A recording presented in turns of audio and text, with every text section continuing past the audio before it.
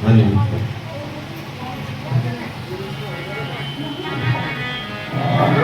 शंकर भगवान की जय। भूषण है सुरव है सर्वाग के सर्वगा, सर्व है सर्वगत है शिवेर शिव है श्री शंकर है पातुमा। लेकिन सिर्फ मंत्रों से भगवान उपस्थित हो जाएं ये जरूरी नहीं।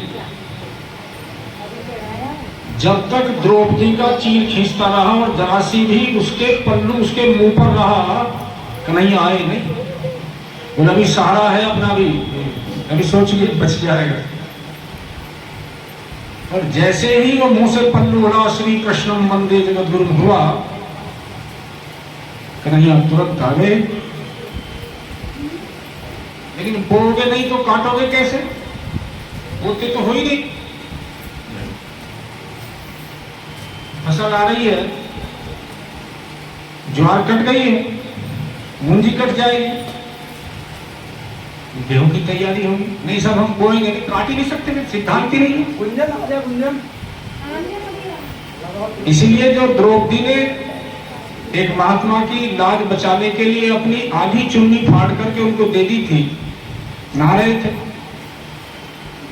एक उनका दुपट्टा सा जो था वो बाहर था और अंदर लंगोट में नहा रहे थे। कुछ इस तरह का हुआ कि पानी का बहाव उनका वस्त्र अंगवस्त्र बह गया। छोटा सा बालक, एक छोटी सी बच्ची बाहर खड़ी है।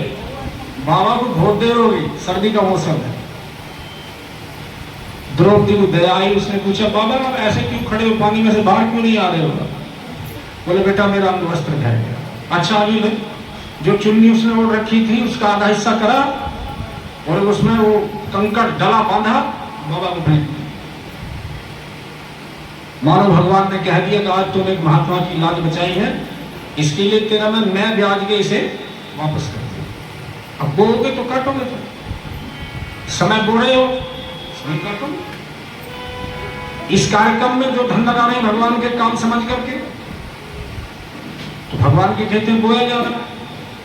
एक ही तो दाना बोलते हैं, गेहूं का, मक्का का, ज्वार का, बाजरे का, फल लगता है। फिर इस पर देखिए भाव के साथ काम करें। कई हमारे भाई लोग ऐसे होते हैं, खेती में ऐसे निपुण हैं, फसल अच्छी हो चाहे बुरी हो। कई बार मौसम का ऐसा हो जाता है, कीड़ा लग गया, कुछ भी हो गया, लेकिन खेत पर जाएंगे जरूर, चक्कर जरूर लगेगा। ऐसा नहीं है फसल हल्दी होगी तो जाना छोड़ दे। क्यों जाना छोड़ दे? उसका वो लगातार ध्यान रखते हैं। जब आदमी अपने समय को, श्रम को, धन को भगवान के खेत में बोना शुरू कर देता है, बड़ा जानकारी पूर्वक। आइए एक छोटा सा गीत गुनगुनाते हैं।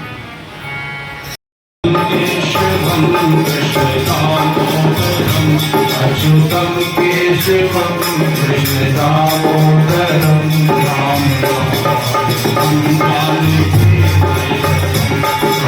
नारायणं जानकी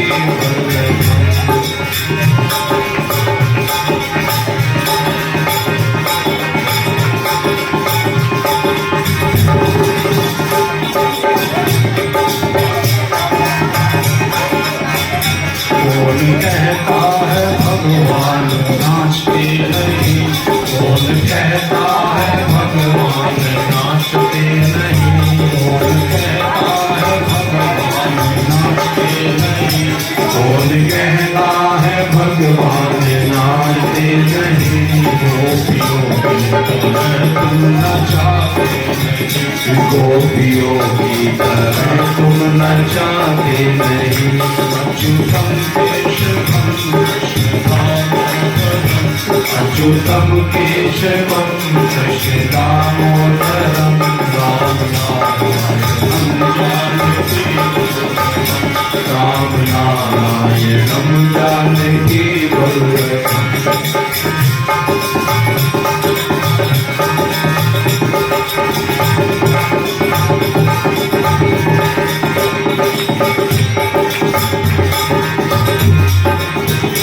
कौन कहता है भगवान खाते नहीं, कौन कहता है भगवान खाते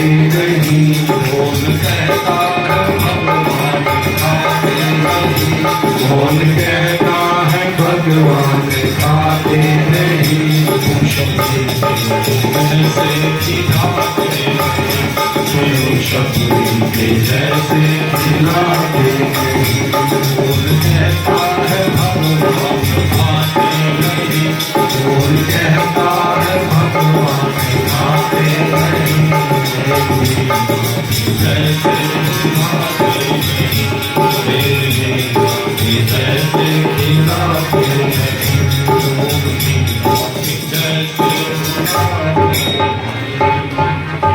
बोले कृष्ण कन्हैया की जय, राम जी के भैया की जय, गौ के जय।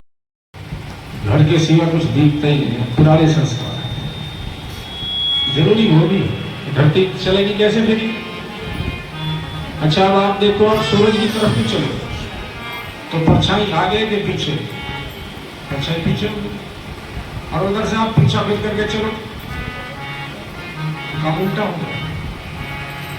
आवश्यकता परिवार की भी है, आवश्यकता गृहस्थ की भी है, आवश्यकता ये भी है कि भारतवर्ष जगत गुरु बने और सबसे महान बने, और आवश्यकता इसकी है कि 100 साल पहले कहां थे और 100 साल कहां पर हो गए, उसकी भी आवश्यकता है। ये भी आवश्यक 24 घंटे में तो वो तो कहते मुझे थोड़ा ही समय दे दो, हमारा आपका थोड़ा आना जाना बना रहे। हम भी कभी आपको ये कहते हैं कि अभी आप काम के लिए आओ, हाँ बताओ जी क्या काम है, बोले तो रोज ही आता है, तो ये तो रोज ही आती है, रोज ही बैठती थोड़ी देर, अनजानी ना तो जो चादर मैली हो गई है इसे साफ कर।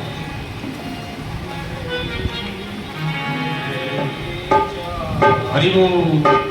ओढ़ के जैसे मेरी चादर, ओढ़ के मेरी चादर, ओढ़ के कैसे मेरी चादर, ओढ़ के कैसे।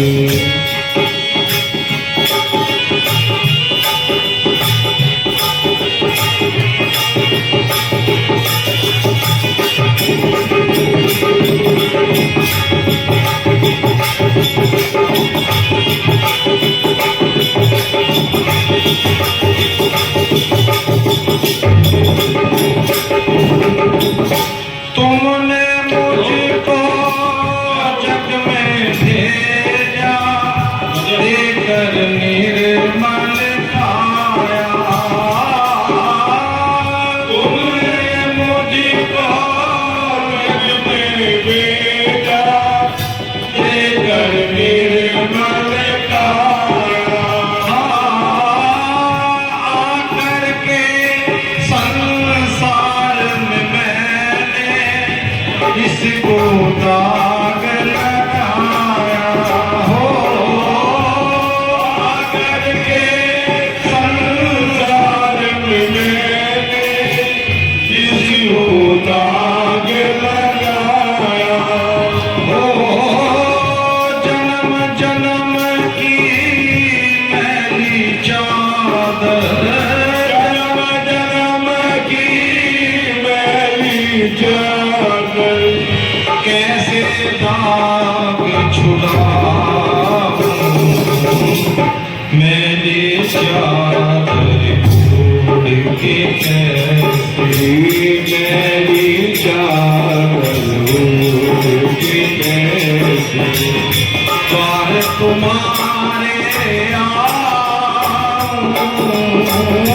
हे पावन परमेश्वर मेरे,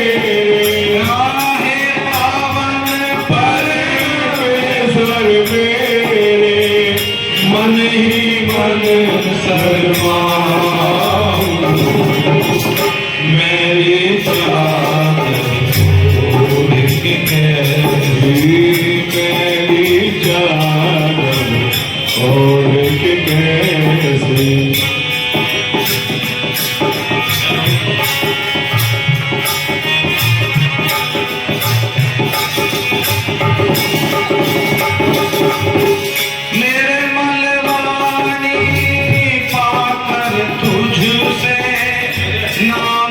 तेरा गाया न गाया, मेरे मलवारी पाकर तुझसे यामन तेरा गाया,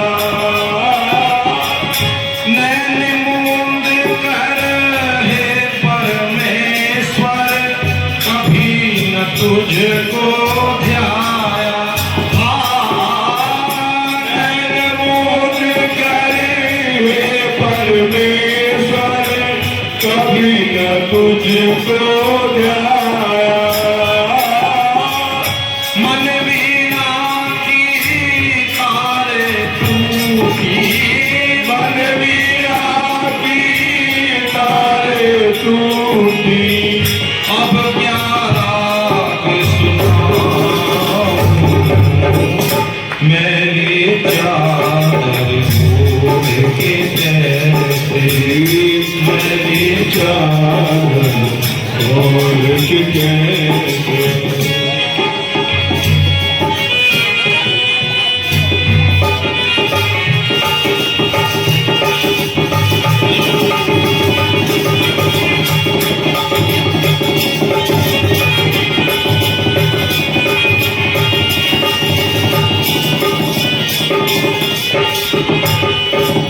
इन पैरों से चल कर तेरे मंदिर कभी न आया।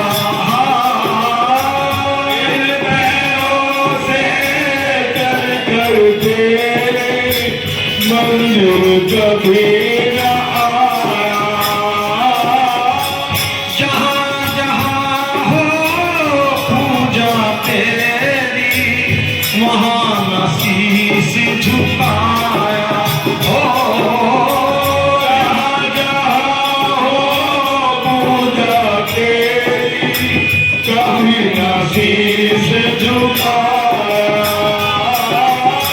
हे हरिहर मैं हार के आया, हे हरिहर मैं हार के आया, हार के आया। हे हरिहर मैं हार के आया, हे हरिहर मैं अब क्या हार चढ़ाऊं, मैंने चादर ओढ़ के कैसे, मैंने चादर ओढ़ के कैसे द्वार तुम्हारे आऊं।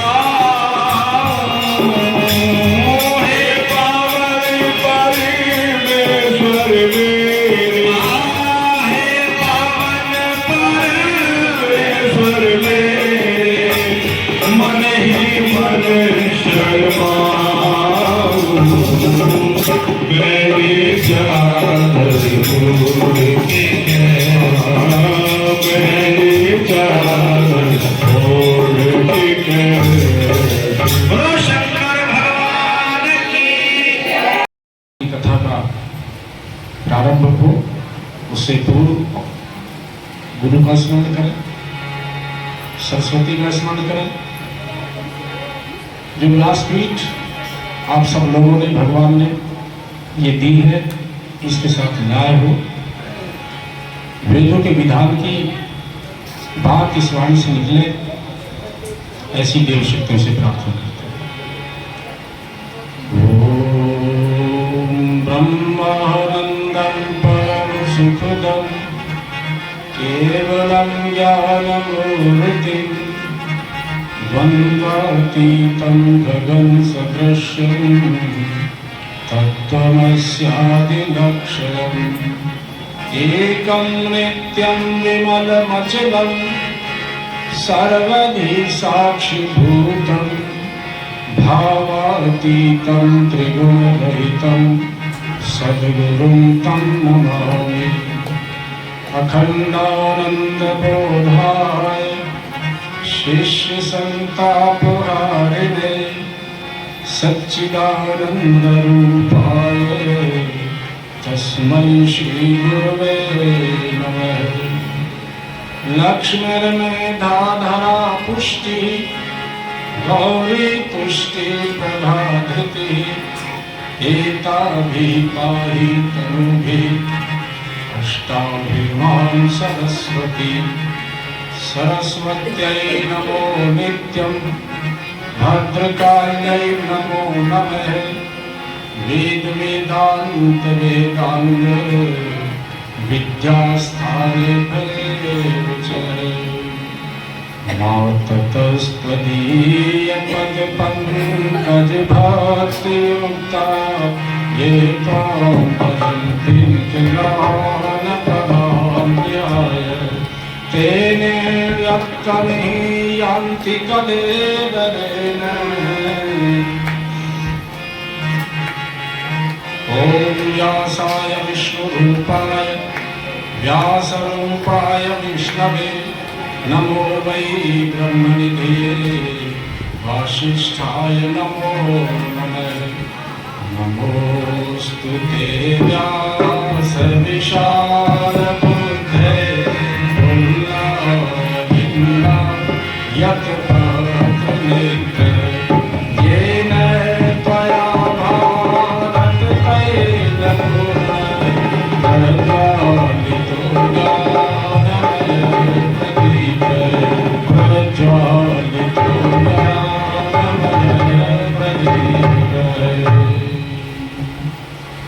जो दो जोड़े थे उन दोनों को थोड़ा भी भगवान जी के पास थोड़ी पूजा करवा दीजिए। है उमर धीरे धीरे चली जा रही है उमर धीरे धीरे चली जा रही है उमर धीरे धीरे सुबह शाम हो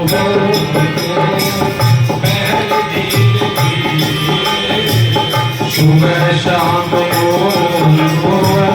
शहर धीरे धीरे चली जा रही है उमर धीरे धीरे चली जा रही है उमर धीरे धीरे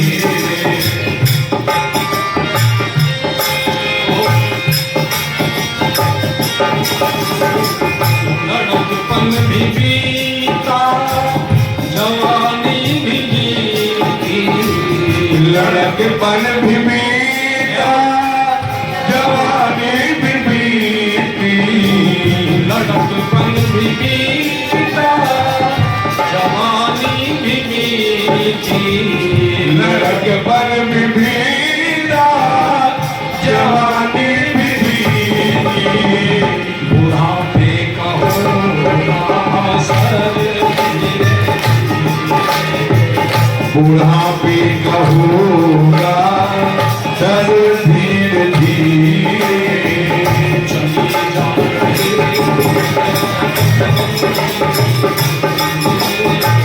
चली जा रही है उमर धीरे धीरे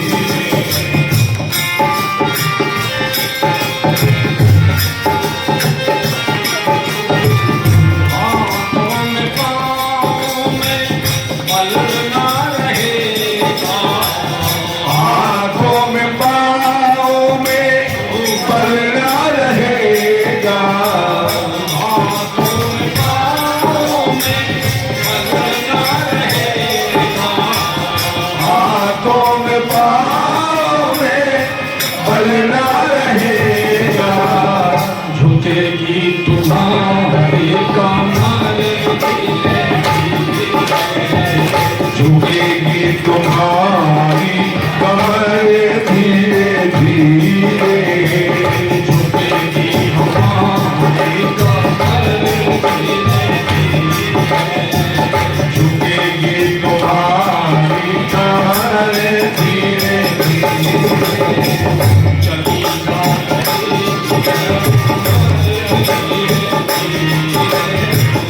चली जा रही उमर धीरे धीरे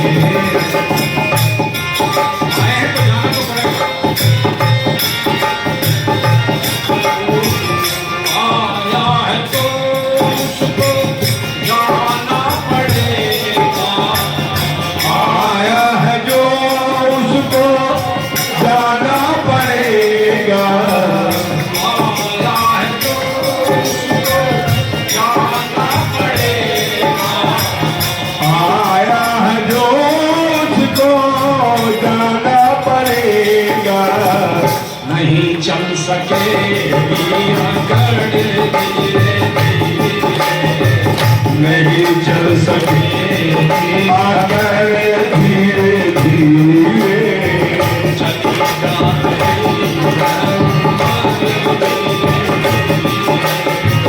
चली जा रही है उम्र धीरे धीरे चली जा रही है उम्र धीरे धीरे चली जा रही है उम्र धीरे धीरे सुबह शाम दो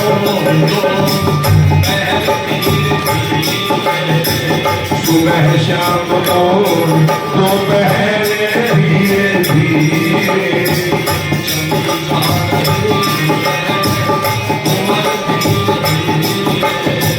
चली जा रही है बोलिए युगाधिपति महाकाल की जय। भेद नहीं, ये तो सूर्य की उपासना करता है, ये तो गणेश जी की करता है, मैं तो देवी की करता हूँ, ये हनुमान जी करता है। निराकार रूप में भगवान एक ही है। जिस प्रकार से प्रधानमंत्री और राष्ट्रपति एक होते हैं, कैबिनेट होती है, सारा का सारा काम एक कैसे संभालेगा? भगवान शिव ने सृष्टि की रचना करने के बाद मां के साथ काशी में रहना शुरू कर दिया, लेकिन फिर सोचा कि इसका कोई पालनहार तो करना है, हम तो यहाँ पर आ गए हैं, इस विभाग को देखने वाला तो हो। तो अपने बाएं से उन्होंने विष्णु जी का निर्माण कर दिया। बोले नहीं, निर्माण को कोई मेंटेनेंस वाला भी तो चाहिए। बोले ब्रह्मा जी सीधे वाले हाथ से प्रकट हो गए। इसलिए भगवान के अंदर जो भेद करते हैं उनकी गति बढ़िया नहीं होती। अधिकारी के साथ साथ आपको महात्मा में बताया गया, गलत काम करने के बाद भी अगर आदमी समझ जाए, लेकिन बाद में लौट करके फिर वहां जाना नहीं। करोड़ों पाप हो गई हो, फिर भी उसकी शरण में जाओगे तो कहीं ना कहीं से तो माइनस करना शुरू करेगा। 100 गलती हो गई है, अब आप प्रायश्चित करेंगे तो फिर वो 1 को काटेगा, फिर 2 को काटेगा, फिर 3 को काटेगा, फिर चांद्रायण व्रत बता देगा आपको। गौ हत्या हो गई, जान के नहीं की, लेकिन हो गई। उसका प्रायश्चित तो पहले ये होता था कि उस गाय की पूंछ लेकर के गंगा तक जाते थे पैदल, और अंधेरे अंधेरे में मांगते थे, शर्म लगती थी। लेकिन इसी जन्म में हो जाए वो आगे के लिए जुड़े ना, यहीं कट जाए, जोड़ते क्यों? गाय की पूंछ कहीं बांध लेते थे हाथ में, और फिर वो यहाँ से गंगा तक जाते थे। और 1-2 घर में रास्ते में मांग करके खाने का प्रोविजन प्राप्त होता। अच्छा को ब्रह्म हत्या कर दे, गौ हत्या कर दे, भरी को।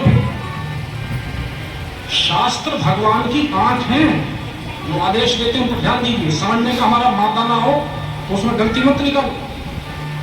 जरूरी नहीं है हमें को ज्ञान है, हम तो तुम्हारे जैसे ही, हम बड़े महात्मा हम नहीं। 1-2 कार्यक्रम हमने किए हैं, 10-20 कार्यक्रम जैसे हुए, अच्छा लगा, चलो भगवान का नाम लेते, हम भी लेते हैं। जिनकी महात्माओं की अरबों करोड़ों रुपए की संपत्ति है, अगर वहां पर जाएंगे तो सबसे पहले क्या होगा? कितने आदमी इकट्ठे करोगे, कितना बन जाएगा? गांव वाले किसान आदमी, यहाँ तो जो बन जाए वो ठीक है, इसलिए इधर तो रुक बहुत कम होता। 2-4, 10-20 आचार्यों के, महात्माओं की मैं बात नहीं करता, लेकिन ज्यादातर शहर की तरफ। महात्मा गांधी से लेकर, विवेकानंद से लेकर, रामकृष्ण परमहंस से लेकर, पंडित श्रीराम शर्मा आचार्य से लेकर, सभी का कहना है कि भारतवर्ष की आत्मा गांव में बसती है।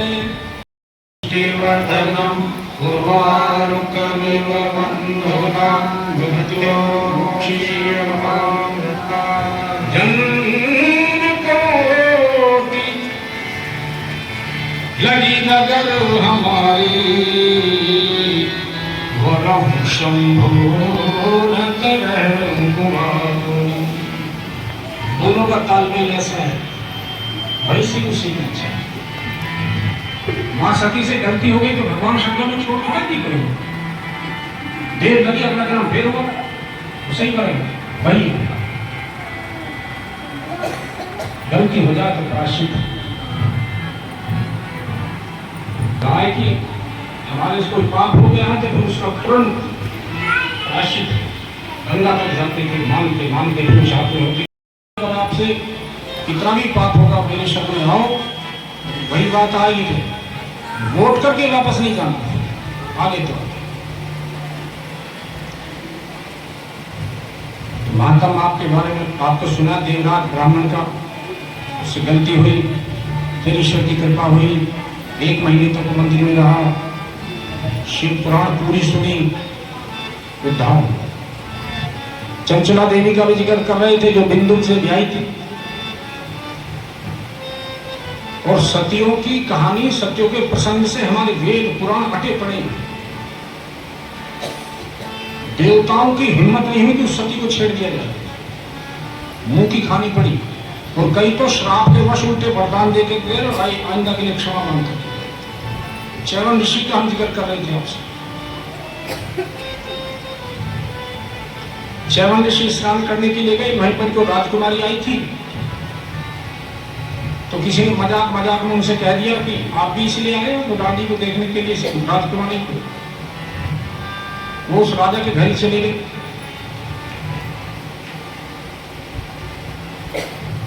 उनसे कहा मैं शादी करना चाहता हूं। राजा कहने लगे महाराज थोड़ा सा चोला तो देख लो, बोले दिमाग ठीक कर लो, नहीं आपके राज का प्रजा का क्या हाल होगा। उन्होंने तुरंत मंत्रियों की, ब्राह्मणों की और जो उनके सलाहकार थे उनकी मीटिंग बुलाई। निर्णय हुआ, फिर लड़की से पूछा गया, लड़की बड़ी परंपरा पहले प्रजा के और राज के नाश होने से तो अच्छा मैं उनके साथ चली जाती हूँ। अब वो सती साध्वी जो लड़की थी वो ऐसी निकली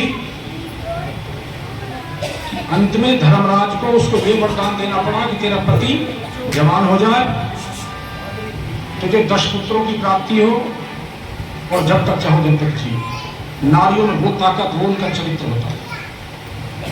अत्रि अनुसूया का भी जिक्र कर रहे 2-3 दिन से लगातार। धरती पर पतिव्रता स्त्रियों का एक परीक्षण के लिए तीनों देवता आ गए थे। वो बेचारी अंदर है, अत्रि ऋषि बाहर गए भ्रमण के लिए या किसी देव कार्य के लिए, कथा के लिए, हवन के लिए। ब्रह्मा विष्णु महेश तीनों ने स्वरूप दूसरा धारण कर रखा है,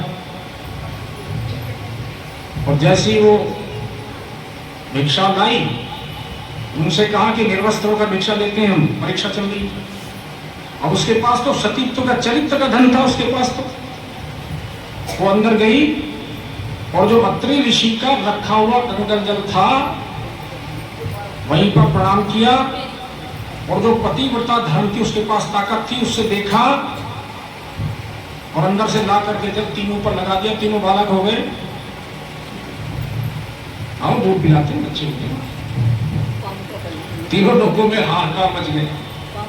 नारायण जी ढूंढते फिरे, नारायण नारायण करते फिरे, कहाँ है नारायण दिखाई नहीं दे रहे। आखिर फिर दिव्य दृष्टि से देखा गया कि बच्चे बने हुए दूध पी रहे अत्रि ऋषि के आश्रम में। अब कैसे छुटकारा हो? तो जो लोगों की तीनों देवियां थी वो लोग वे आए, तो उनसे कह रही थी हमारे से बड़ी पतिव्रता स्त्री नहीं है। तीनों को आना पड़ा, ब्रह्मा विष्णु महेश की पत्नियों को क्षमा मांगनी पड़ी, बोले छुड़ा के ले जाओ। ऐसी चरित्रवान हमारी महिला माताएं बहन करती है। शादी के बाद जो उपदेश दिए जाते हैं, जो माँ को भी दिए, कल आएगी चर्चा उनकी भी। कल पार्वती और भोलेशंकर का विवाह की भी चर्चा करेंगे। हमने पहले दिन और दूसरे दिन आप लोगों से वादा किया था, आज गंगा के अवतरण की कथा भी सुनाएंगे थोड़ी सी, और मां सती का भी प्रसंग थोड़ा सा चलेगा। देखिए ग्रंथ इतना बड़ा है कि किन्हीं भाई बहनों ने ये ग्रंथ की कथा किसी और बड़े महापुरुषों से सुन रखी हो, तो उनके मुकाबले तो हम बहुत होने हैं, बहुत छोटे। लेकिन प्रयास क्या है कि आप सबको मिलकर के एक हफ्ता भगवान का गुणगान करें। श्रावण के महीने में भी एक दिन वो रखना जरूरी था, रविवार का सबकी छुट्टी हो, एक दिन चौबे साहब की ये भी इच्छा थी कि सोमवार भी होना चाहिए बीच में। फिर सबने मिलकर के सुनीता बहन जी और कौन कौन है, मैं नाम तो उन बहनों का नहीं जानता, 1 साल से ये संगठन काम कर रहा है। मंगल भवन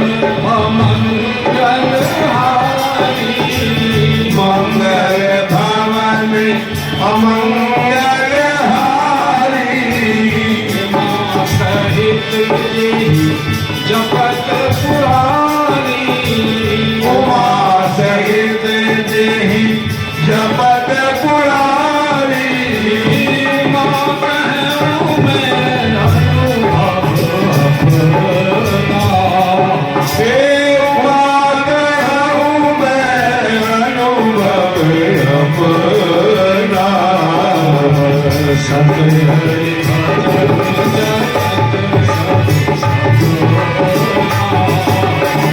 सत हरि भजन जगत सब अपना। बोलिए शंकर भगवान की जय। महात्म की चर्चा विस्तार से हुई। भगवान शिव के विशाल स्वरूप का भी कल जिक्र हुआ था जो विदेश्वर संहिता में है। भगवान शिव ने किस प्रकार से अपने स्वरूप को दिखा दिया जिसका कहीं और पेड़ में है नहीं। ब्रह्मा विष्णु भी उसे देख करके हार गए, आखिर प्रणाम करके शरण नहीं गए। ये भी आप लोगों के सामने प्रसंग हुआ। भगवान के शिव के स्वरूप को देखिए, जटाजूट है, उसमें गंगा निकल रही है। स्वरूप को जरा गौर से करिए, देखिए।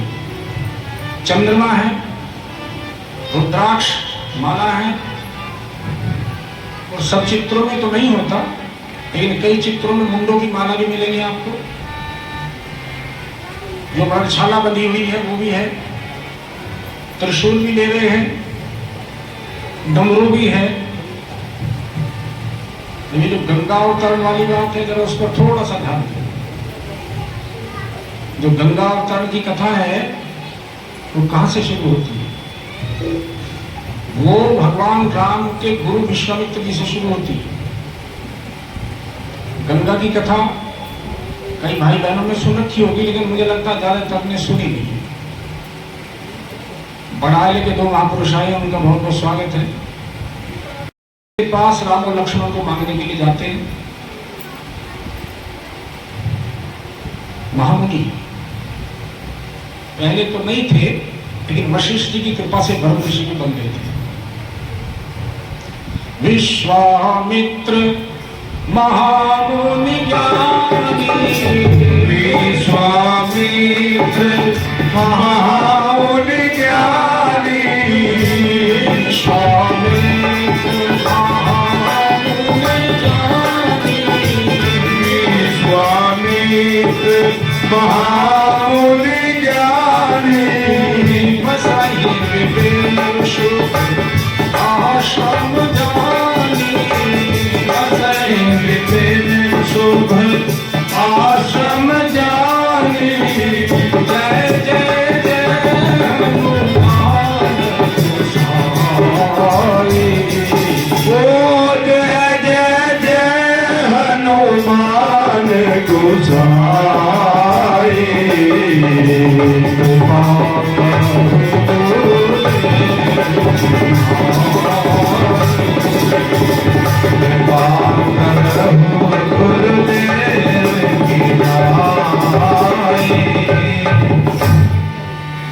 राम लखन छोटे छोटे हैं दशरथ जी के कौशल्या की नजरों में। विश्वामित्र जी की नजर में वो भगवान परख गए हैं। विश्वामित्र जी के पास में इतने आयुध, इतने हथियार हैं, चाहे तो सारे दुष्टों का वही काम करते हैं, लेकिन वो सोच रहे हैं कि मर भी जाए और उतर भी जाए, भगवान के हाथ से मरेंगे तो ठीक है। लेने के लिए आते हैं, घर में घोर भगवान नमस्कार। वशिष्ठ जी फिर बीच में आते हैं, उन्हें समझाते हैं अनेक प्रकार से, ले जाने दो, धरती का कल्याण हो जाएगा, आपकी राज्य की सीमाएं सुरक्षित हो जाएंगी। तब वशिष्ठ बहुविधि समझाओ। कई लोग ये कहते हैं कि बहुविधि से नहीं समझाया उन्होंने, बोले ओ उन्होंने इसलिए समझाया, विश्वामित्र जी राम लखन को ले जा रहे हैं, बहू लेकर आएंगे, बहू भी नहीं समझाया, भेज दो। और गुरु की बात को हर जीव, हर एक शिष्य समझ नहीं पाता। लेकर के आए, जब आश्रम की तरफ चल रहे थे विश्वामित्र जी की तरफ, तो रास्ते में ये पावनी गंगा पड़ी। अब नाटक तो करना है क्योंकि मनुष्य रूप में है। चरित्र, लीला और नाटक तीन चीज है। स्क्रिप्ट पहले लिखी जाएगी, फिर उसके हिसाब से उस पर पिक्चराइजेशन। जैसे रामचरितमानस है भगवान शिव ने रची, और ये जो आप महाशिव पुराण सुन रहे हैं ये भी भगवान शिव की रची हुई। तो जो जो भगवान शिव ने लिख दिया है, उसी नाटक को, उसी चरित्र को, उसी लीला को भगवान कर रहे हैं। गंगा को पता है, उन्हीं के चरणों से निकली है, विष्णु स्वरूप से, ब्रह्मा जी के कमंडल से निकली है, ये भी पता है। लेकिन गुरु से एक आने वाली पीढ़ी के लिए, आने वाली जनरेशन के लिए एक शिक्षा छोड़ दी जाती है। गुरुओं के पास जो है उसे विनम्रता से लिया जाता है। जबरदस्ती लेना, चलो मर जाएगा, देगा नहीं, सुपात्र होगा तभी देगा। अच्छा चलो वो तो गुरु और शिष्य का संबंध है, हम लड़की के लिए लड़का देखने जाएं, तो दादी को ये पता लग जाए ये तो हमारा जो पोता है उसकी ससुराल से इसका संबंध है। पोते की बहू बता रही थी कि शाम को तो नाली में भी जाता है, मर जाएगी, ध्यान नहीं करेंगे सकती इसका। तो जो महापुरुष हैं, जो गुरु हैं, वो गलत आदमी को अच्छी विद्या दे ही नहीं सकती। इसलिए इसी परंपरा हमारी जिंदा है, आगे जिंदा भी है। गंगा के पास आकर लक्ष्मण और भगवान श्री राम गंगा जी को प्रणाम करते हैं और विश्वामित्र जी से पूछते हैं, ये तो पावन जल बह रहा है, ये कैसे है, इसकी क्या कथा है? विश्वामित्र जी शुरू करते हैं, श्री राम जय राम, जय जय राम, श्री राम जय राम, जय जय राम, श्री राम जय राम, जय जय राम, श्री राम जय राम, जय जय राम। ये आपके वंश की, आपके कुल की, आपके पूर्वजों की ही देन है। दोनों बैठ गए, भगवान राम जी बैठ गए, इन्हें कोई पता नहीं, लक्ष्मण जी को भी कोई पता नहीं। आपके पूर्वजों में एक महाराजा सगर हुए। महाराजा सगर की दो रानियां थी, एक का नाम केशनी था, एक का नाम सुमति था। चक्रवर्ती सम्राट हैं। महल में कितना विशाल महल है, कितने उसमें आभूषण लगे हुए हैं, कितने मणिमाणिक हैं, कोई अंदाजा नहीं। लेकिन एक कमी खल रही है, कोई ऐसा हो जो इसमें थोड़ा बहुत आकर के सब इसका उत्तराधिकारी बन जाए, इसमें किलकारी गूंज उठे, ठुमक चलत रामचंद्र बाजत भजनीय, आ जाए कोई है नहीं। अपने मंत्रियों को, विद्वानों को, ब्राह्मणों को, महापुरुषों को बुलाया, मुझे क्या करना चाहिए?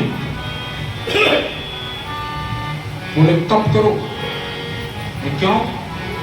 तप के बल से ब्रह्मा जी निर्माण करते हैं, सृष्टि करते हैं, तप के बल से भगवान विष्णु पालन करते हैं, और योगी राज हैं तप रुद्र, वो उलट पलट तप के बल पर ही करते हैं।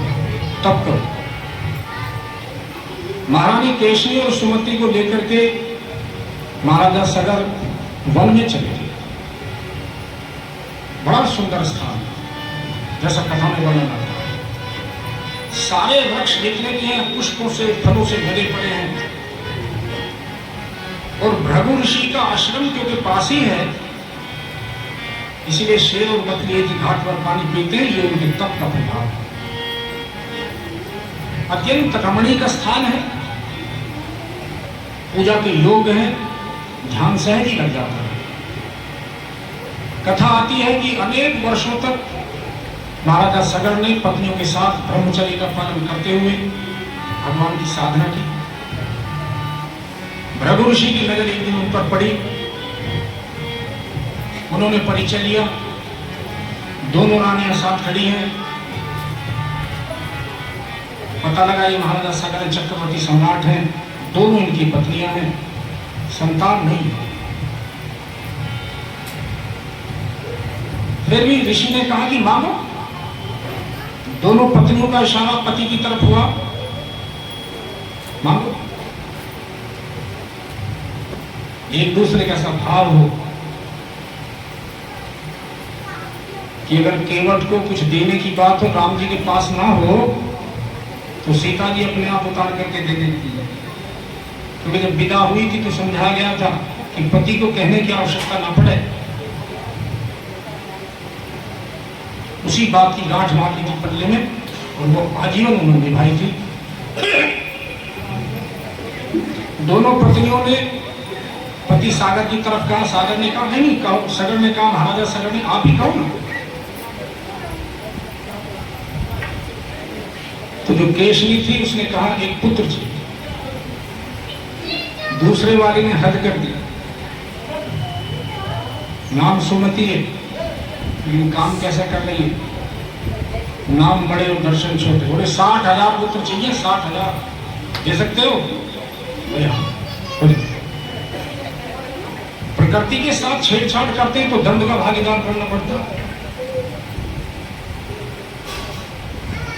अब आप देख लीजिए अभी जो कांवड़िया गए हैं, जो वहां पर जो मलबा है वो कितने 100 टन है वो। थोड़ा थोड़ा भी हम कबाड़ा अपने साथ लेकर के आ जाए। केदारेश्वर की घटना देखिए, समुद्र के चारों तरफ प्लास्टिक के मलबे का ऐसा ढेर लग गया है कि उन्हें खा खा करके जो भेल मछली है वो मर रही है। प्रकृति के साथ छेड़छाड़ बहुत हो रही है। हाईवे तो निकालो, कोई मना नहीं कर रहा, लेकिन वृक्षारोपण भी उसी स्तर का हो। पेड़ कट जाएगा तो सांस कहां से लेंगे? अगर कहीं ध्वंस का काम हो रहा तो सृजन का भी साथ साथ जरूरी होता है।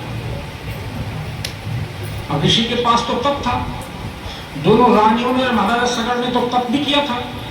बोले 60,000 पुत्र को ठीक, अब आप घर जाओ, आपका तप पूरा होगा। राजकाज देखो, राष्ट्र का काम भी देखना जरूरी है। घर आए, फिर वहां पर भी जप का, तप का, एकादशी के व्रत का, दान का और जो अपनी प्रजा उसको सुनने का कार्य लगातार होता रहा। समय आया तो जो बड़े वाली थी केशनी, उसके एक पुत्र हुआ, नाम रखा गया असमंजस। दूसरे वाली के 60,000 और 60,000 चीटी तो है नहीं, आदमी। तो प्रकृति का तालमेल इस प्रकार का बनता है कि हमारी बुद्धि वहां तक जाती नहीं है। कथा में वर्णन आता है कि तुंबी प्रकट हुई और उस तुंबी में से 60,000 बालक निकले। महाराजा सगर ने घी का घड़ा तैयार किया और सारे बच्चे उस घड़े में घी वाले में वो निकाल करके उनको सबको पधरवाया। बच्चे धीरे धीरे बड़े होने लगे। जो असमंजस है वो थोड़ा सा दूसरी प्रकृति का है। जो 60,000 बालक हैं वो दूसरी प्रकृति के हैं। असमंजस जैसा आपको नाम देख रहे हो, असमंजस, संशय है, होगा नहीं होगा। नाम का तो बड़ा महत्व। जब बच्चों का नामकरण संस्कार होता है तो उसमें राम जी के नामकरण की चौपाई में जरूर दिया जाता है। असमंजस का मतलब ये इधर है कि उधर है, ये यहाँ भी है, यहाँ भी है, ये यहाँ भी नहीं है, यहाँ भी नहीं है, ये कहीं नहीं है। राम जी का जब नामकरण हुआ, देखिए क्या चौपाई है। सुख के धाम है, आनंद है। जो आनंद सिंधु सुख भाषी, जो आनंद सिंधु सुख भाषी, करते त्रैलोक सुभाषी, करते त्रैलोक सुभाषी। जो सुख धाम, जो आनंद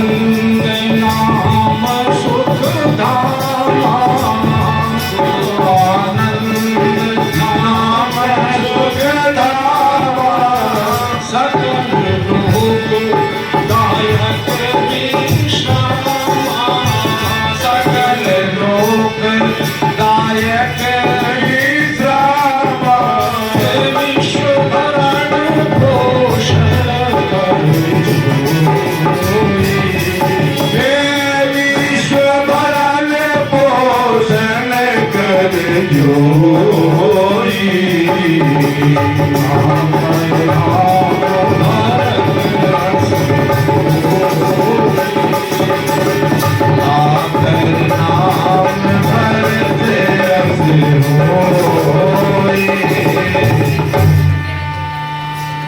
है देवी शरण, तो देवी के शरण में जाते ही है। हर एक नवरात्र में पूजा होती है। नाम है जसबीर सिंह, तो सेना में काम करके आए। विजयपाल के तो गांव के चौधरी हैं। नाम का बड़ा है असमंजस। एक दिन क्या हुआ कि नहाने के और ले जा करके सभी के बीच में नाव को से डुबो दिया, वो बच्चे मर गए। अब आपके जैसे लोगों के या आपके जो बड़े लोग हैं उनके जैसे जब तो थे नहीं। जिन जिन के बच्चे उस शरीर में डूबे उनके माँ बाप इकट्ठे हुए राजा के पास चले गए। राजा के दरबार में राजा से कहा कि प्रभु हम तो बहुत दुखी हैं, हम तो आपका देश छोड़ना चाहते हैं।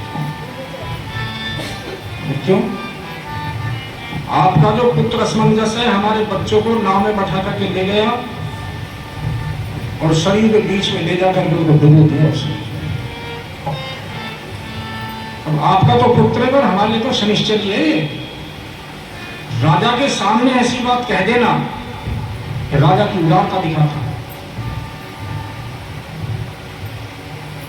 राजा ने कहा मुझे थोड़ा सा समय दो सोचने के लिए। हमारी प्रजा हमारा परिवार है।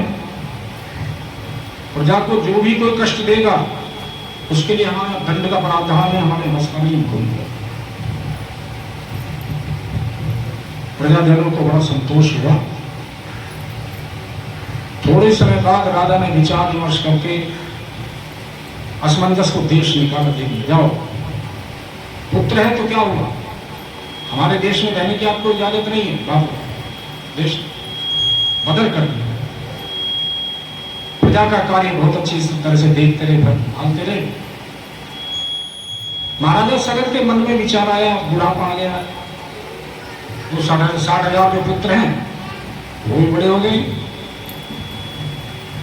असमंजस की भी शादी हो गई थी, उसका भी एक बच्चा था, वो भी बच्चा छोड़ करके गया था। उसका नाम अंशुमान रखा गया। राजा ने पहले कहते थे कि ढिंडोरा पिटवा दिया, सूचना दे दी, अब तो गायब हो जाता है, भेज दो सब।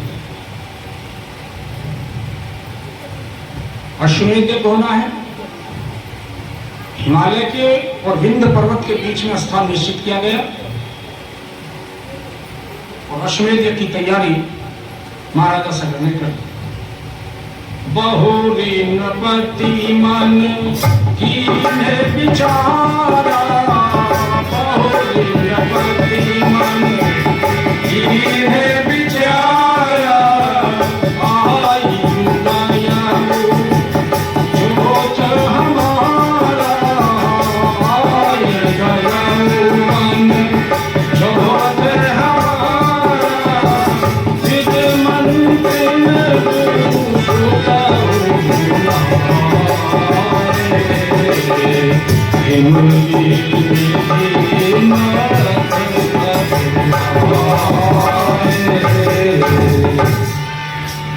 रुचिर वेदिका एक बनाई, देवताओं को प्रसन्न करने के लिए, आह्वान करने के लिए एक सुंदर वेदी बनाई गई और एक ऐसा घोड़ा लाया गया जो पवन के वेग से चलता है। काले रंग का घोड़ा है, उसके पीछे चतुरंगिनी सेना छोड़ दी गई। जो हमारे राजा हमारे राज के अधीन रहना चाहते हैं वो हमारी अधीनता स्वीकार करो। और ऐसा सुपात्र राजा जो पुत्र भी अगर गलत काम करे तो वहां भी उसके लिए भी दंड का वही प्रावधान है जो साधारण आदमी के लिए है। तो ऐसे राजा की जो अधीनता अच्छी होती है। राजा बढ़िया हो, डिक्टेटर हो तो कोई दिक्कत नहीं है, विक्रमादित्य हो, पर ये नहीं है कि यहां से लूट लाट करके फिर वो ऑस्ट्रेलिया में या कनाडा में वहां पर दुनिया भर की संपत्ति जोड़ दे। राजा कहां है? तैयारी हुई सारी। घोड़ा आगे चल रहा है, चतुरंगिनी सेना पीछे चल रही है। और वहां पर जो विंध्य पर्वत के और हिमालय पर्वत के बीच में वेदिका बनाई है, वहां पर श्री राम जय राम ओम नमः शिवाय ओम भूर्भुवः महेश्वरः तत्सवितुर्वरेण्यं भर्गो देवस्य धीमहि धियो न प्रचोदयात् ओम त्र्यंबकं यजामहे सुगंधिं पुष्टिवर्धनम् उर्वारुकबन्धनान् मृत्योर्मुक्षीयमामृतात्। वहां पर पूजा का कार्य चल रहा है, पुरुषार्थ भी हो रहा है, भगवान का नाम भी हो रहा है। अब किसान 24 घंटे मंदिर में पड़ा रहेगा तो खेत में कौन करेगा? दोनों की आवश्यकता है, खेत में भी रहो लेकिन वहां का भी धर्म का भी ध्यान रखना आवश्यक है। क्योंकि बार बार एक बात को जरूर बताया जाता है,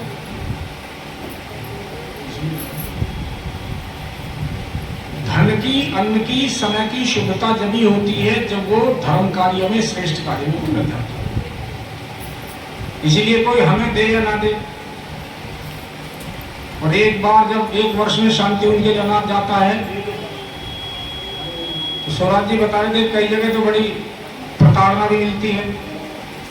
कहला तो हर साल ही आ जाओ,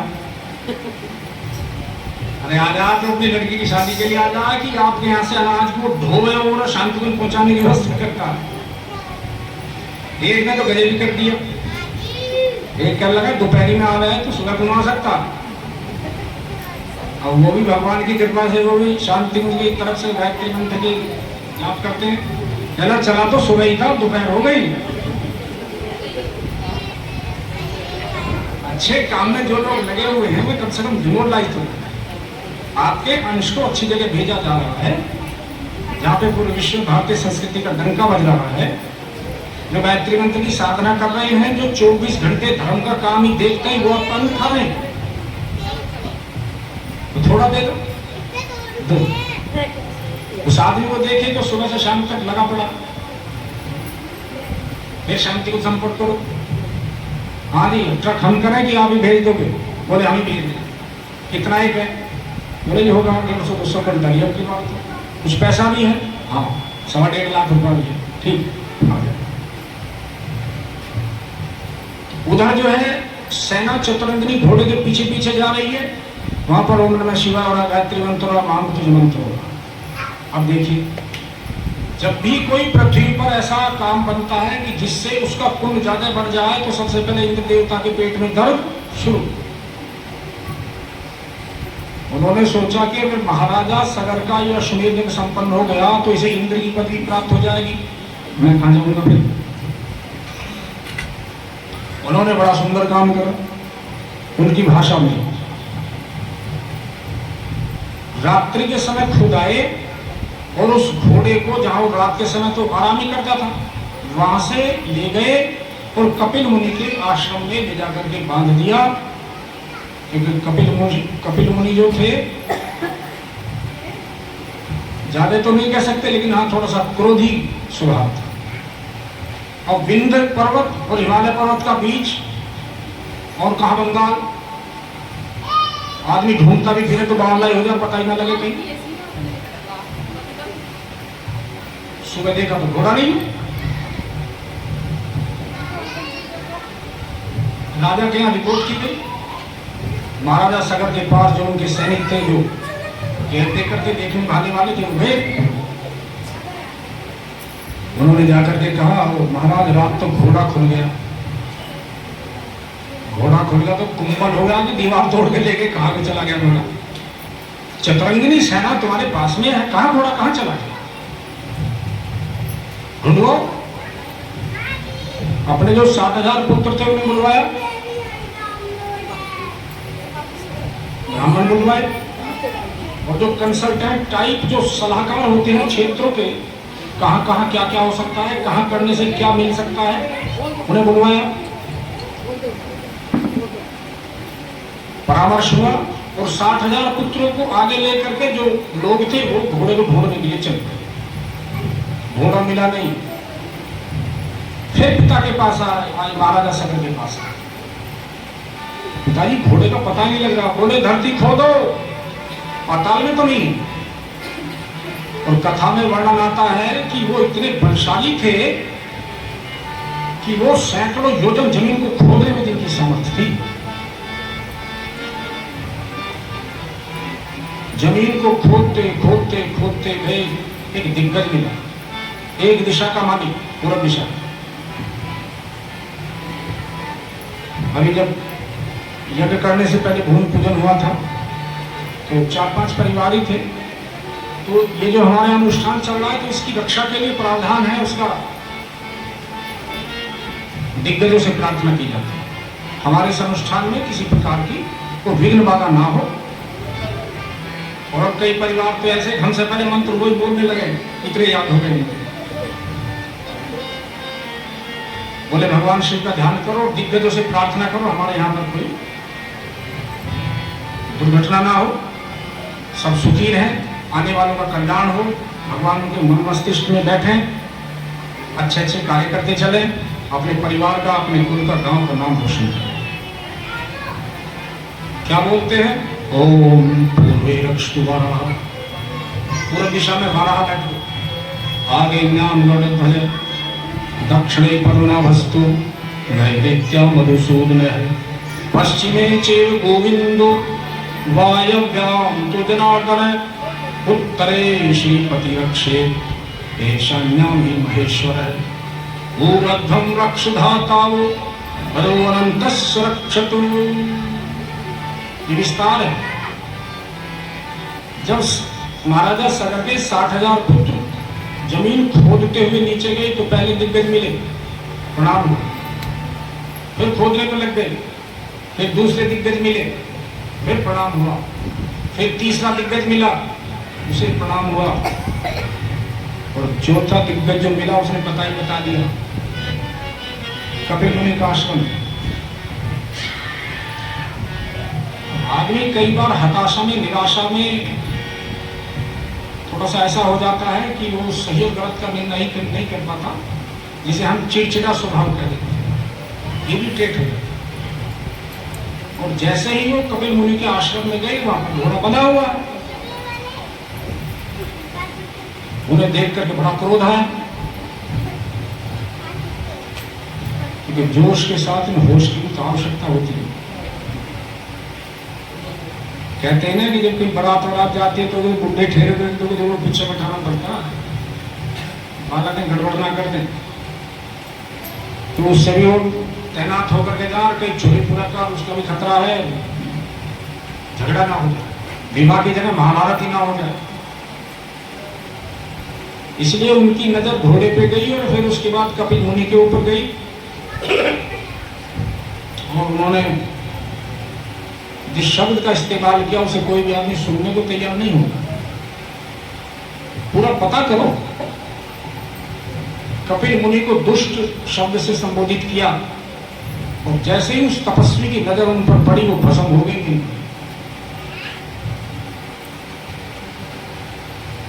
वो ही है, उनको उनके साथ है भी नहीं, कौन बताया वहां जाकर के महाराजा सगर को? काफी समय तक पता नहीं लगा, सीबीआई भी लगा ली, सीआईडी भी लगा ली, रॉ भी लगा दिया, आईडी सारी की सारी लगा दी, कहीं कुछ पता नहीं लगा। फिर उसके बाद जो असमंजस का पुत्र अंशुमान है उसको बुलाया।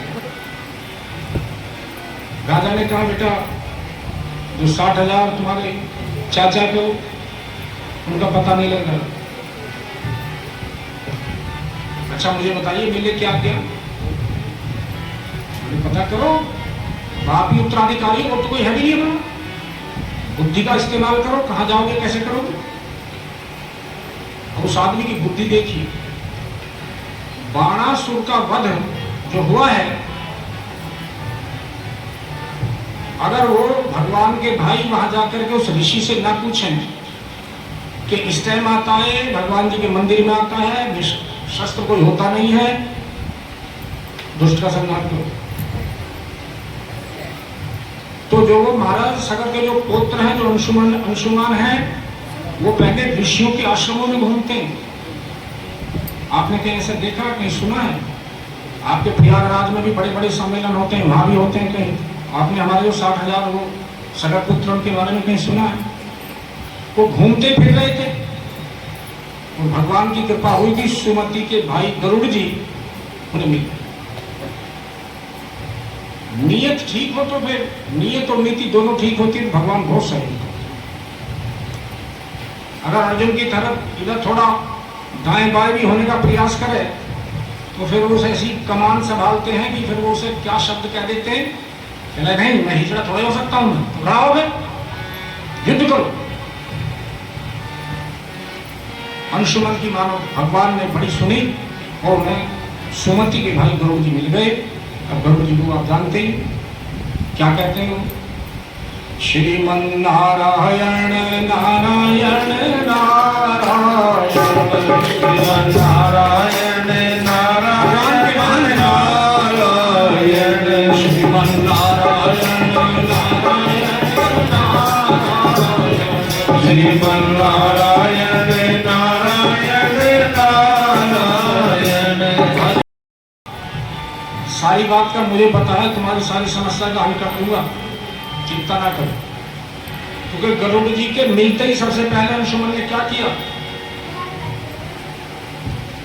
चरण परत, देखो इसे चरण में गिरता तो हाथ ऊपर जाता, चरण परत तब आशीष दयालु, चरण परत तब आशीष दयालु, जय सकल जी विधि सो कहूं, जय सकल जी विधि सो कहूं, बहुरी तरुण बोले सुनता मैं तो ही कहूं सुनो एक बार। मेरी बात को गौर से सुनो, तुम्हारे जो चाचा लोग हैं सारे के सारे दिवंगत हो गए हैं। कपिल मुनि के आश्रम में वो सारे के सारे राख के रूप में विराजमान हैं।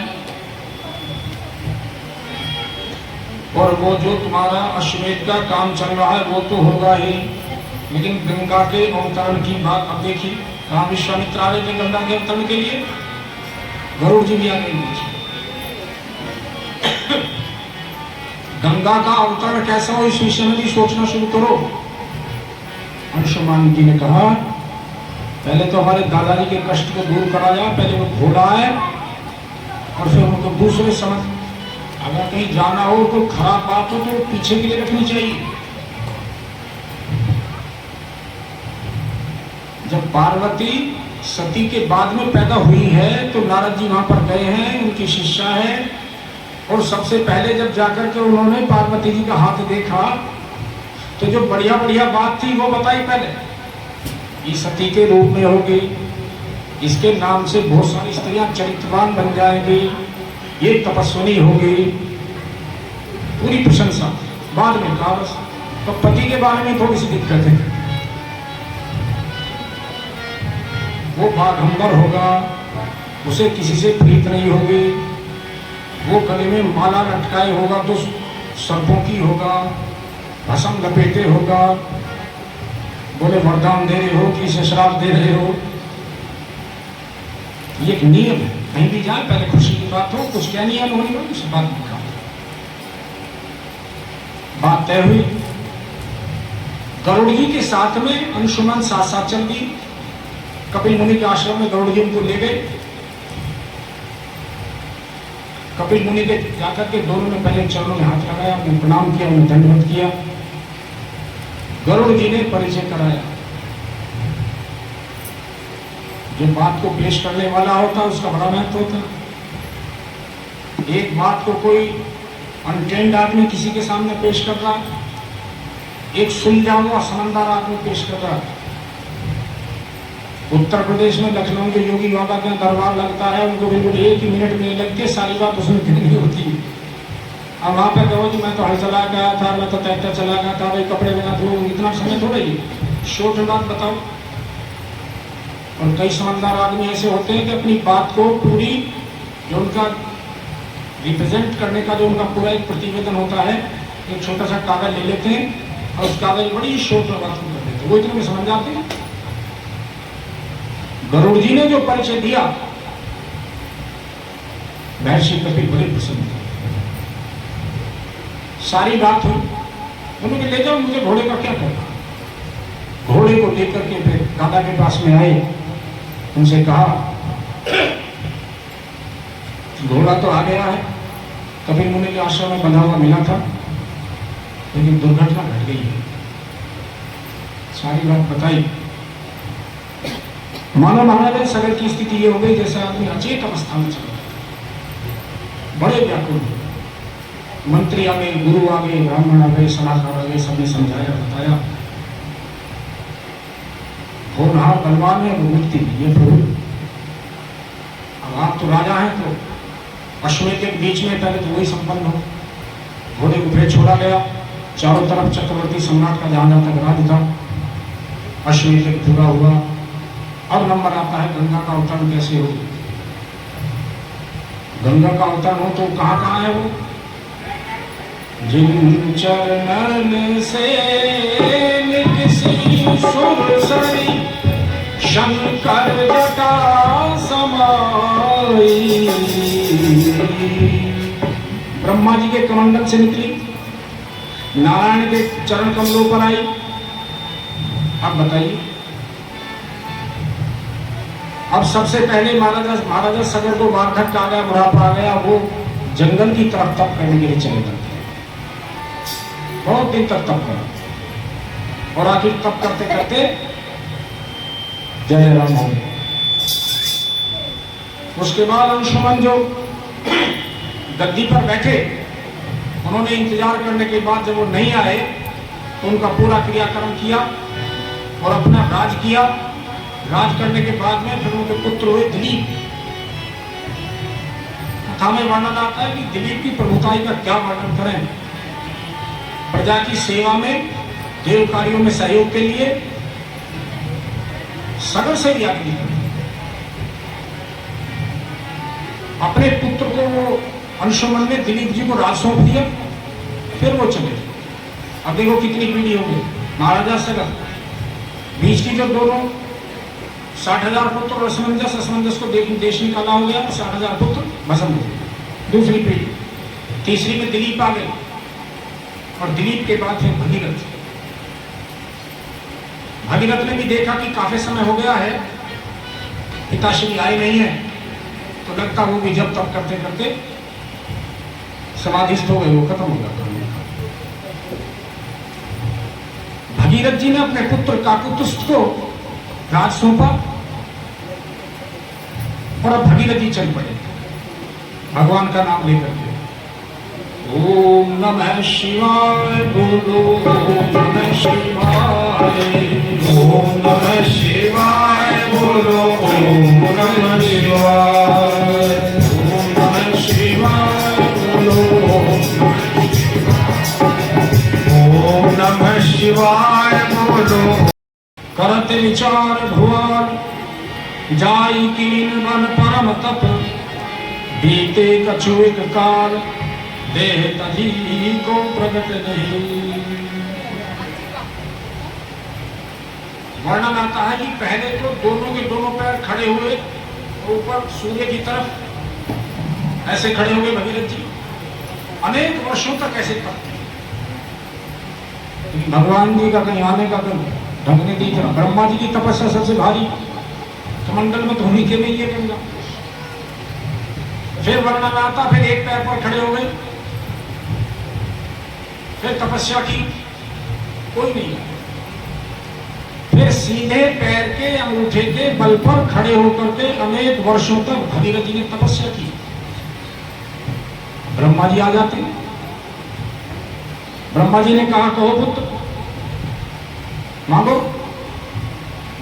उन्होंने कहा आप तो सब जानते ही, आपको तो पता ही है हमारी कई पीढ़ियां खप गई हैं, प्रभु कृपा करो। उन्होंने कहा मैं तो अपने कमंडल से गंगा को छोड़ दूंगा, लेकिन उसके वेग को संभालने वाले एकमात्र एक ही हैं। बोलिए युगाधिपति महाकाल की जय। उनके सिवा को उसके वेग को रोक नहीं सकते। अब शिव जी की पूजा करो, अब शिव जी की पूजा करो तो फिर दो चार मंत्र भी गाओ फिर उनके।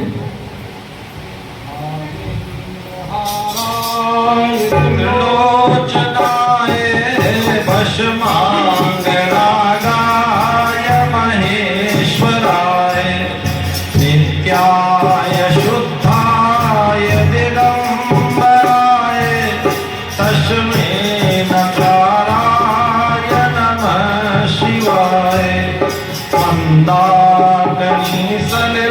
चंदन चिताए नंदीश्वर नाथ प्रथम गाए।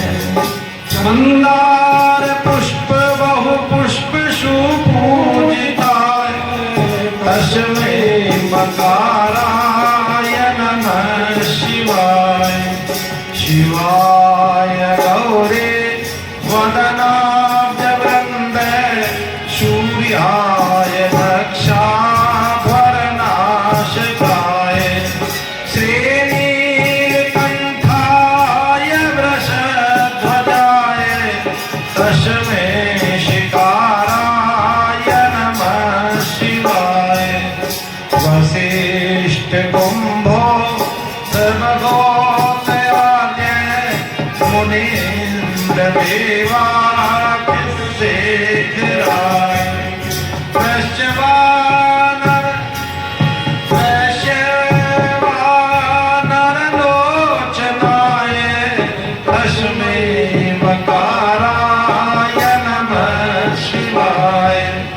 यज्ञस्वरूपाय जटाधराय पिनाकहस्ताय सनातनाय। दिव्याय देवाय दिगंबराय तस्मै यकाराय नमः शिवाय। पंचाक्षरमिदं पुण्यं यः पठे शिव सन्निधौ शिवलोकमाप्नोति शिवेश बोधते ओम।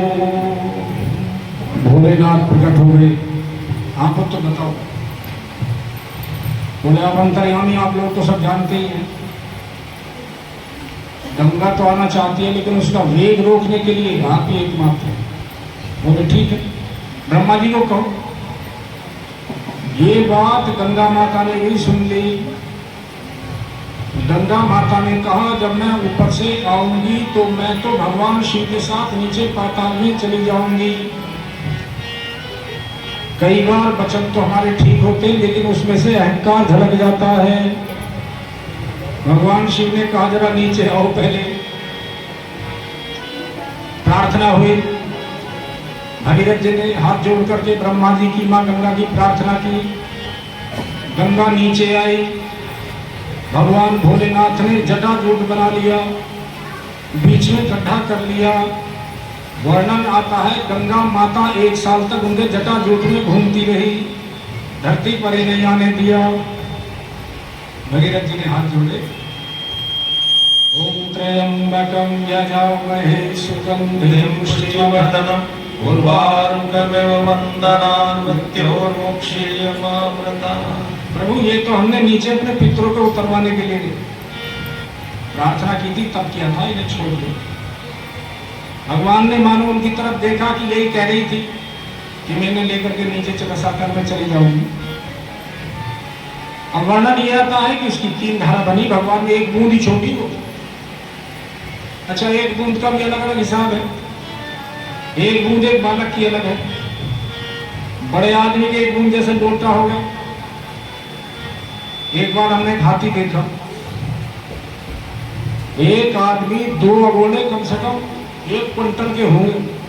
12 धड़ी के तो होंगे, हो सकता 14 धड़ी के भी होंगे। बेचारे को पसीना आ रहा, उसने ला करके वहां पर वो गड़ा सा रखा है। एक हाथी आ रहा था। हाथी ने शोर से ऐसा उठा, वहां आप 10 गज फेंक के दूं। अब शिव जी की एक बूंद की आप सामर्थ्य लगाओ कितनी हो सकती है। एक बूंद भगवान शिव ने अपने जटाजूट से नीचे करी, उसके 3 हिस्से हुए। एक आकाश में गई, आकाश वाले का नाम मंदाकिनी हुआ। एक उसमें से धार नीचे आई, उसका नाम पापनाशिनी हुआ। और जो पृथ्वी पर रही उसका नाम गंगा। गंगा नीचे आई, भगीरथ जी विद्वत हुए। जिस प्रकार से देवताओं की पूजा करते हैं और अनेक देवी देवताओं की पूजा करते हुए मां गंगा की बड़ी आराधना की। देवता सारे उपस्थित है। गंगा का अवतरण हो गया। सीताराम वंदना, राधे श्याम वंदना, पार्वती पार्वती के नंदन की बार बार वंदना, सीताराम वंदना, राधे श्याम वंदना, पार्वती के नंदना की बार बार वंदना, सीताराम वंदना। सिया जी की वंदना, राम जी की वंदना, सिया जी की वंदना, राम जी की वंदना, अंजना के नंदना की बार बार वंदना, अंजना के नंदना की बार बार वंदना, सीताराम वंदना, राधे श्याम वंदना, अंजनी के नंदना की बार बार वंदना, सीताराम वंदना, राधे श्याम वंदना, अंजनी के नंदना की बार बार वंदना, सीताराम वंदना, राधा जी की वंदना, रुक्मणी की वंदना, राधा जी की वंदना, रुक्मणी की वंदना, देवकी के वंदना की बार बार वंदना, ओ देवकी के नंदना की बार बार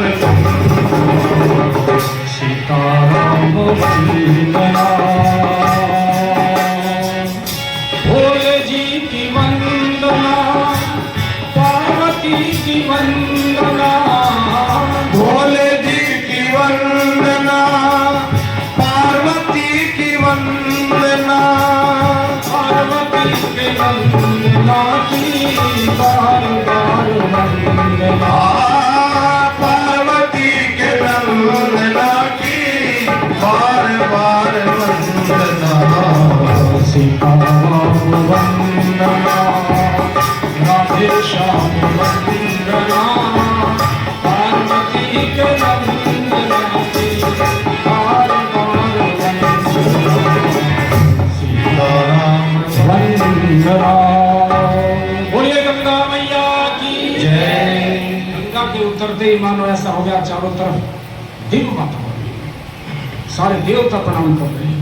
ब्रह्मा जी ऊपर से ही दर्शन कर रहे हैं, चली गई लेकिन वादा करवा के आई है भगवान से, विष्णु से, जा तो रही हूँ, आप मिलोगे ना तो भैया क्या करो, मेरा तो लोग ही नहीं, ये वादा करो आना पड़ेगा आपको।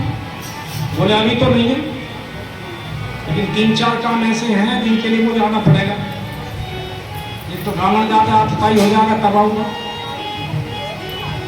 दूसरा ये है कि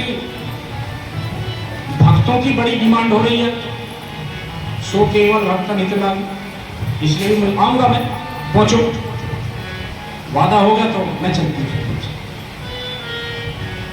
निहर वाले हमेशा अच्छे लगते सबको ही, 100 साल की माँ हो जाए, पीहर सब आबाद चाहिए, और ये उनके नहीं है, हमारी लड़कियों पर भी ये लागू है, उसे भी तो हम चाहिए, पीहर आबाद सबको चाहिए। क्यों?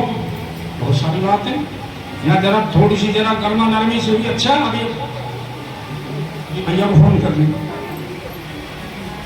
चलो झगड़ा वगड़ा भी नहीं होता तो बच्चों की शादी तो होगी। भैया रघुवीर भावपूर्ण गीत आपने गंगा मैया के बारे में सुना। ऊपर उत्तराखंड में पहाड़ से निकली, सबसे पहले हरिद्वार तीर्थ बना, हरिद्वार के बाद चलती चलती चलती फिर प्रयागराज पहुंची। प्रयागराज ब्रह्मलोक जाने का सीधा रास्ता शिव पुराण में लिखा है। जो लोग वहां बैठ करके तपस्या करते हैं उनका मन लगता है, तपस्वी लोग वहां पर जाते हैं और सीधी ब्रह्मलोक की प्राप्ति होती है।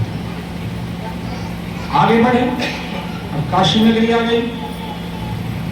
काशी नगरी तो एक तरह से ये समझो कि जहाँ विराज नहीं है उन्हीं की नगरी है, वहां पर उसको पवित्र तीर्थ किए। आगे बढ़ते हुए थे गंगा सागर से पहले जहाँ पर वो 60,000 सगर के पुत्र भस्मीभूत हुए थे, उनको सबको पवित्र करती हुई उसमें एक और वर्णन आता है एक जाहनु ऋषि का। उनके आश्रम में गई तो वो भी बस गजब ही थे ऋषि। उसका नाम जाह्नवी पड़ा इसलिए जब उन्होंने देखा उनके आश्रम का सारा मामला व्यवस्थित हो गया तो उसे पी गए। बड़ी प्रार्थना हुई, फिर वो निकली आगे। फिर गंगा सागर से पहले का जो स्थान है, जो लोग गंगा सागर गए होंगे उन्होंने देखा होगा, बड़ा महत्व है उसका, बड़ा चौड़ा फाट है उसका, बहुत चौड़ा। ब्रह्मा जी भी आ गए और भी सारे के सारे देवता आ गए। ब्रह्मा जी भगीरथ की प्रशंसा कर रहे हैं, आप जैसा तपस्वी तो हुआ नहीं है और आगे भी हो, आपने बड़ा पुरुषार्थ किया है। ब्रह्मा जी ने फिर गंगा का नामकरण किया दूसरा, इसका एक नाम भागीरथी भी हो, आपके कहने से, आपकी प्रार्थना पर, आपकी तपस्या से। माँ की सब प्रकार से वहां पर पूजा हुई और जिस प्रकार से पिता अपनी आंचल में अपनी पुत्री को लपेट करके उसे प्यार परोसता है, उसका सब प्रकार से ध्यान रखता है, वैसे ही सागर ने गंगा को अपने आंचल में ले लिया। इस प्रकार से गंगा अवतरण की कथा जो 2 दिन से आप लोगों के सामने हम कह रहे थे, टूटी फूटी होने में जितना भी हो सका वो प्रयास किया है। भगवान शिव के स्वरूप का वर्णन कर रहे थे, उसी के बीच में गंगा के अवतरण की बात आई है। आइए अब शिव पुराण की कथा पर चर्चा करते हैं। बोलिए शंकर भगवान की जय।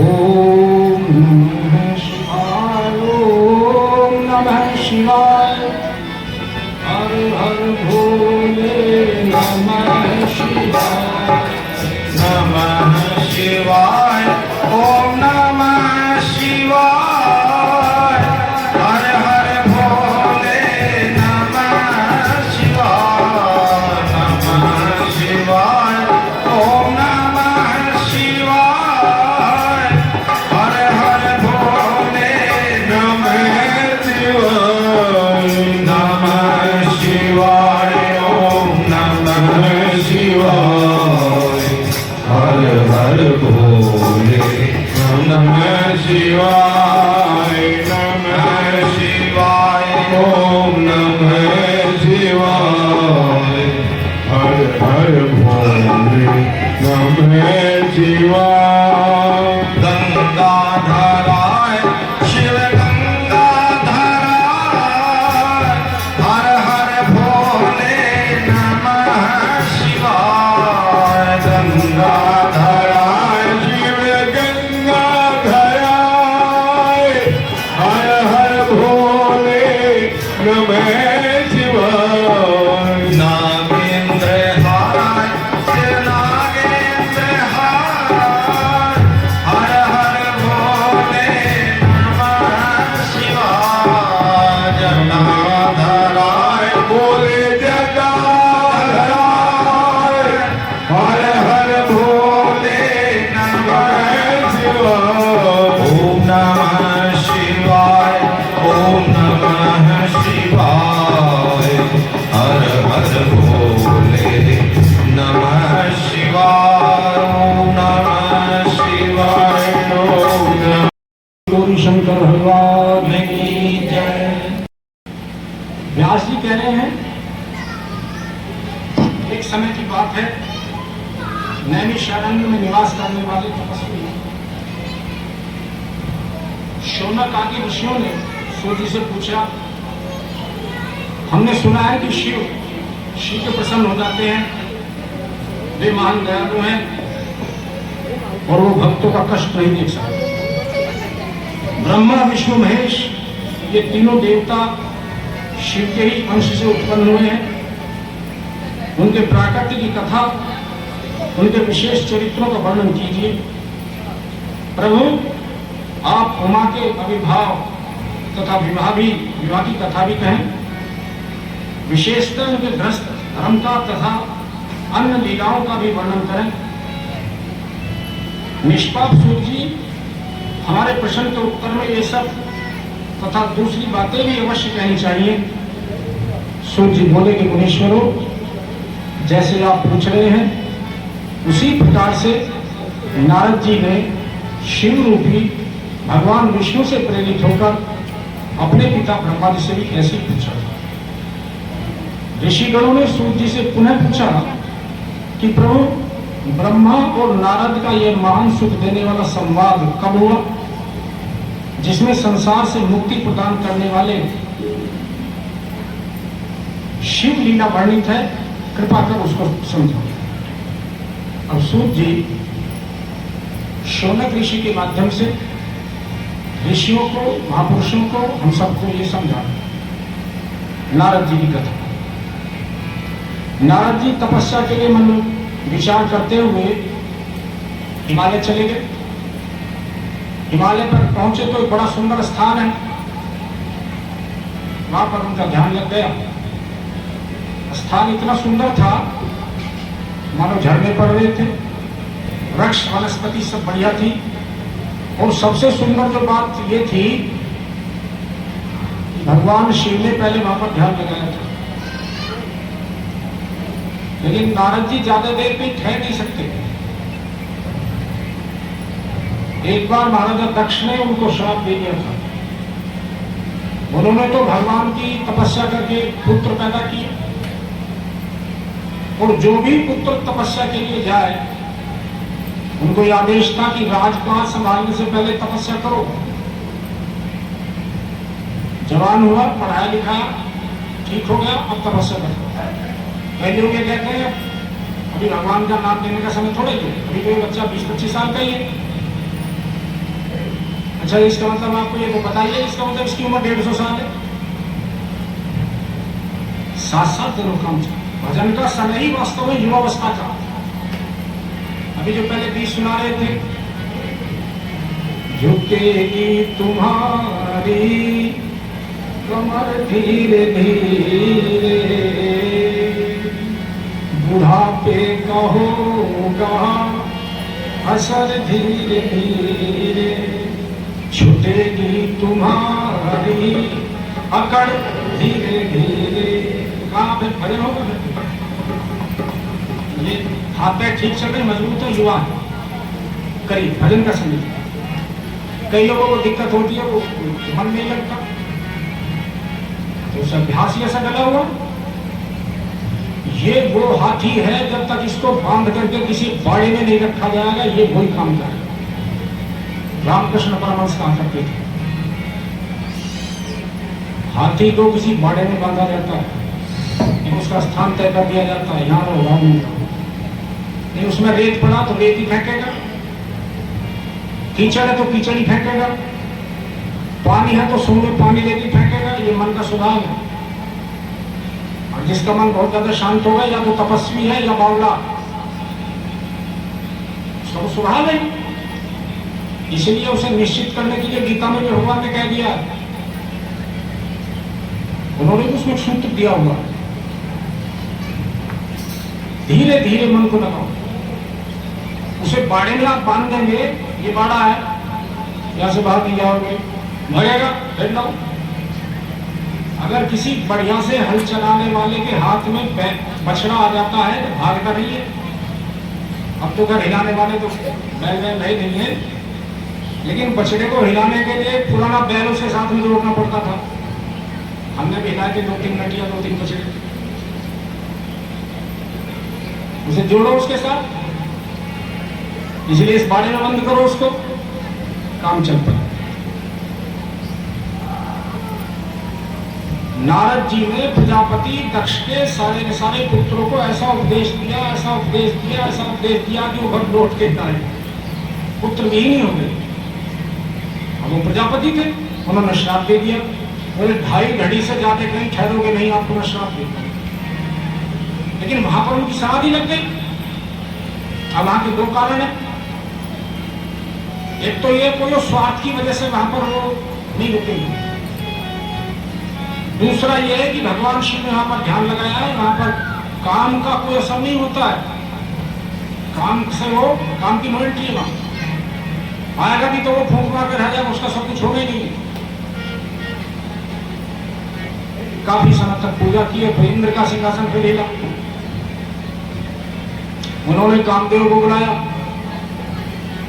उन्होंने कहा कुछ इंतजाम करो, नारायण जी ऐसा लगा हमारी बुद्धि छीनने के लिए जब तक कर रहे। नारद जी के पास कामदेव आए, लेकिन कामदेव की स्थिति बड़ी खराब। सारे बाण आदमी छोड़ दे, अपने तर्कस में को तीर ना आए तो कहां टक्कर मारे। देखो सामने वाले की शरण में जाओ, प्रभु मैंने गलती से आपको छेड़ दिया, मुझे क्षमा करो। नारद जी ने बिना किसी दुर्भाव के, बिना कोई उससे बदला लेने के लिए या बिना किसी प्रतिकार के उनको माफ कर दिया। और जब वो भगवान के इंद्र के पास में गए, उन्होंने कहा नारद जी को किसी प्रकार का असर नहीं हुआ है, आप जो कह रहे थे उन्हें थोड़ा हिला का हो, उन्होंने तो उल्टे मुझे क्षमा कर दिया। इंद्र को सूचना दी तो इंद्र ने भी फिर आकर के उनसे क्षमा मांगी। स्थिति फिर ये हुई, नारद जी ने जो कामदेव को जीत लिया, या तो कामदेव को उन पर कोई असर नहीं हुआ, तो उससे अंदर में अहंकार आ गया। भगवान शिव को तो जलाना पड़ा था, मैंने तुम्हें जीता है। और इस बात को लेकर के भगवान शिव के पास में, शिव जी के पास मिले तो शिव जी तो अहंकार के देवता, वो तो अहंकार को नष्ट करते हैं उसको। उन्होंने भगवान शिव सोच रहे थे आए हैं कि भगवान का नाम लेंगे, वहां पर काम करना शुरू हो गया। होनी थी राम कथा। भगवान शिव ने धीरे से उन्हें समझाया, आपने मेरे से तो इसे कह दिया है, विष्णु के सामने इसका जिक्र मत करो। कभी नारायण के पास में जाओ और वहां अपने तारीफ के पुल बांधो तो वहां से फिर वो चीर फाड़ होती है। वहां से वो बड़े सज्जन है, वो ऑपरेशन करते हैं पूरा। अब जब इन दोनों की ये बात हो रही थी तो भगवान शिव के दो गुण साथ में लगे हुए थे। भगवान शिव ने उन्होंने कहा आपने हमारी इनकी दोनों की बात सुन ली, बोले हैं। अब जरा नारद जी के पीछे देखोगे कहां कहां जाएंगे, क्या क्या करेंगे, और जरा वहां कंट्री कमेंट्री जरा रिले करते रहना कहां कहां क्या क्या होगा। अब भगवान विष्णु के पास में पहले तो जाना था कभी कभार, लेकिन अब क्योंकि हमने काम कर दिया है इसलिए तुरंत पहुंचे। हालांकि शिव पुराण में ऐसा वर्णन आता है कि ब्रह्मा जी के पास में भी गए, ब्रह्मा जी को भी बताया पिताजी मैंने ऐसे ऐसे ये कर लिया। उन्होंने भी वही सीख दी जो भगवान शिव ने दी थी, लेकिन सीख कई बार अच्छी नहीं लगती। अहंकार हो जाए, काम सिर पर सवार हो जाए, ये तो ठंडा चाहिए, ये गर्म रहेगा तो कैसे काम चलेगा। इंजन जब ज्यादा गर्म हो जाता है बोले रोक दो, ठंडा हो जाता। गाड़ी जब चलाते हैं उसमें कई बार जो वो पानी जिसमें जाता है, रेडिएटर में पानी जाना बंद हो जाए तो इंजन बंद हो जाए। इंजन गर्म हो गया बोले रोक लो, देखो रेडिएटर में पानी नहीं जा रहा। आखिर और बार देर में जाते थे, बहुत जल्दी पहुंच गए भगवान विष्णु के पास में। भगवान विष्णु को पता ही था अंतर्यामी है।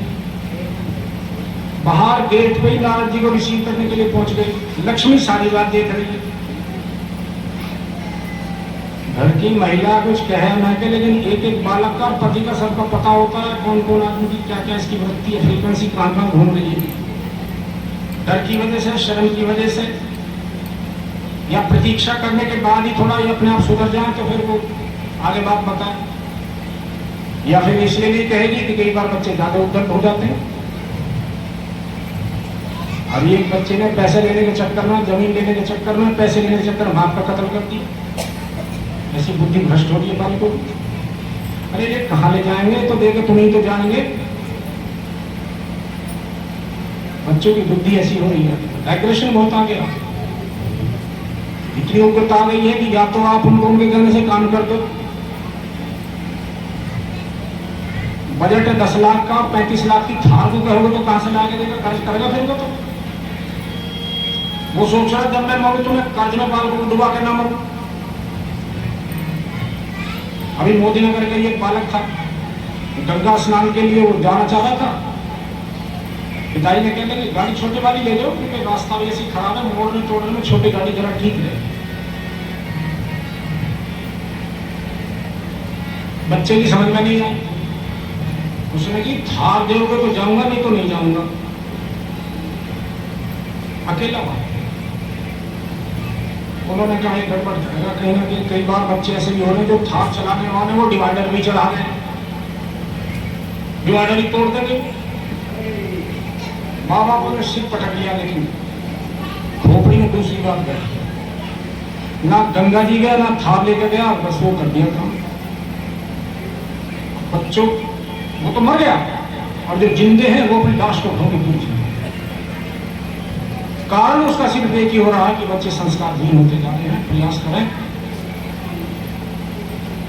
और भी कुछ नहीं है। जन्मदिन पर और अगर किसी की शादी होगी तो शादी की वर्षगांठ तो मनाना जरूर है। तो आपने उसने अमृत किसे पिलाया? अगर गलती से किसी के, अब आदमी का चिंतन कई बार उल्टा हो जाता है। अच्छा इसने तो हमें वोट नहीं दिए, अब देखेंगे तुझे, अगर हम हमें जरा चुनाव ना सा जीत लेंगे। अरे पहले 4 बार तुझे ही तो दे रहे थे, उसका कोई गुण ऐसा नहीं मानोगे ना। अब तेरे घर के बाहर को खड़ा हमली कटवाने कैसे बनेगा? तुम हो छलिया 1 नंबर के। समुद्र मंथन हुआ, उसमें जो अमृत निकला वो तो आपने देवताओं को पिला दिया। अच्छा अगर भगवान शिव उसे कंठ में धारण नहीं करते जहर को, तब क्या होता? एक ने गलती से पी लिया, तुमने उसकी गर्दन उड़ा दी। एक आप वहां गए थे नीचे बानर बन के, बामन अवतार में, आपने 3 लोग में सारी घटी ना की। आपका वो अभ्यास है, आप किसी का घर बसता आप देखना नहीं चाहते हो। माया का सचना हुआ, माया काम के वेग में बुद्धि भ्रष्ट हो जाती है आदमी की। नारद जी के ऊपर तो बात लागू नहीं होती। हो सकता है भगवान के कहने से वो लीला करते हैं। और जब सारा काम उनका हुआ, फिर अभी तो एक काम और हुआ। उन्होंने कहा चलो एक काम होता है, भाई बहन के भात दे देता, लेकिन बहन भी तो फिर कुछ देती है उसको, अब हम देंगे तुमको। आपने अपना काम पूरा कर दिया, अब काम हमारा है देने का, आपको क्या देना हम देंगे। नंबर 1, आपका अवतरण होगा, आपको अवतार लेना पड़ेगा। अवतार का मतलब होता है अपने स्टैंडर्ड से नीचे करना, आपको धरती पर आना पड़ेगा। भगवान जी कहने लगे स्वीकार। बोले कहने मुझे तो पहले भी जाना ही है, मैं तो बुलावा आ रहा से। और बताओ, हमें आपने पत्नी का वियोग किया, बोले नहीं। आपको भी जब धरती पर जाओगे तो पत्नी का वियोग प्राप्त होगा। नंबर 2, और बताओ,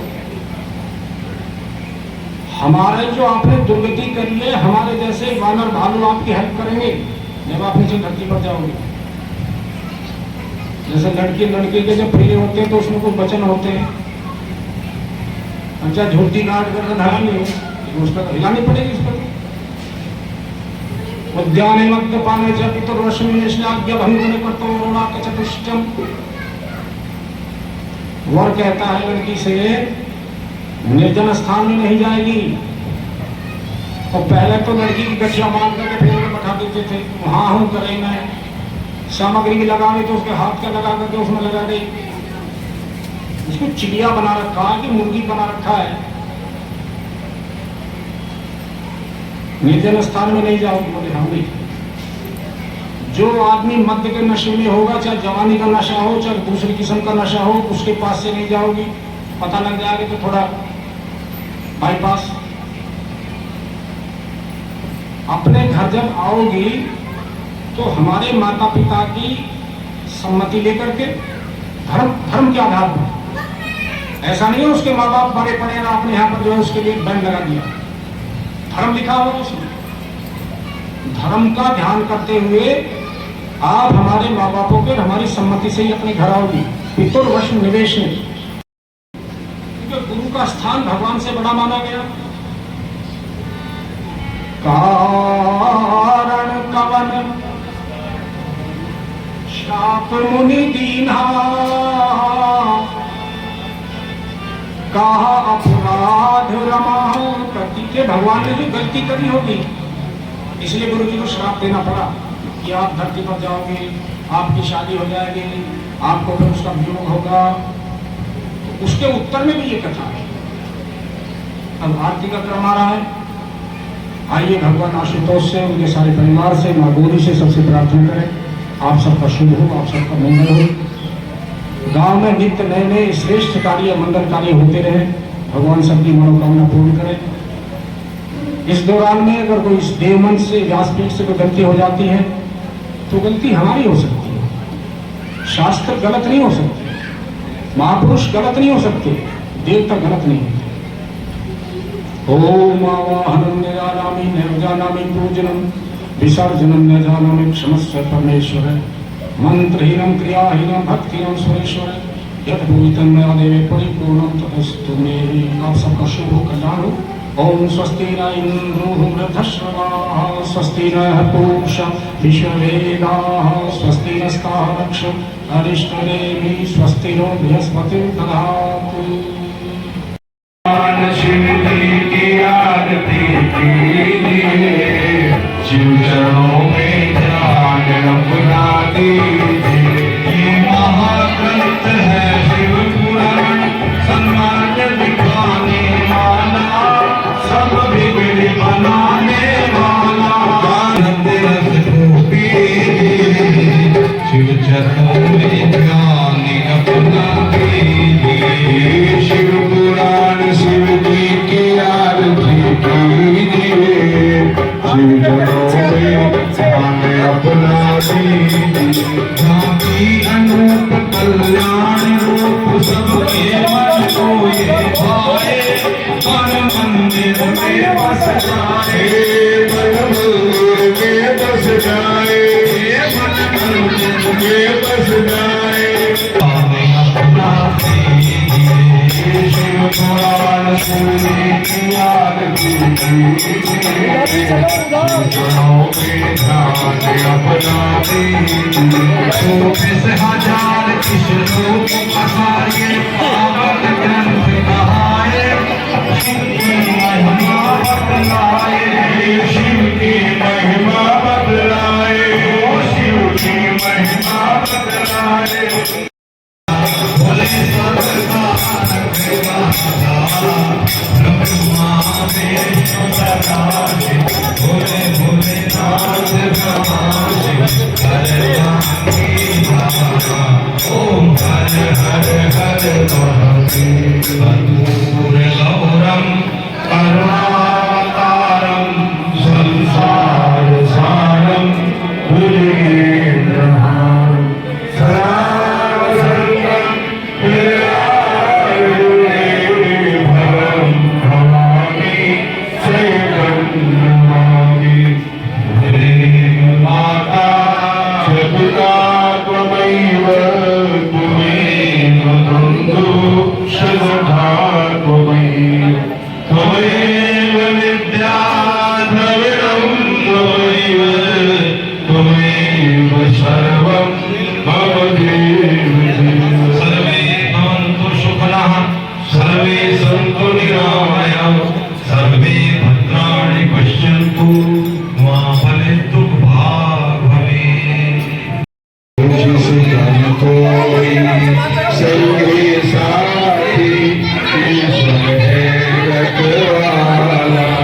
जो निर्बल है, जो निर्बल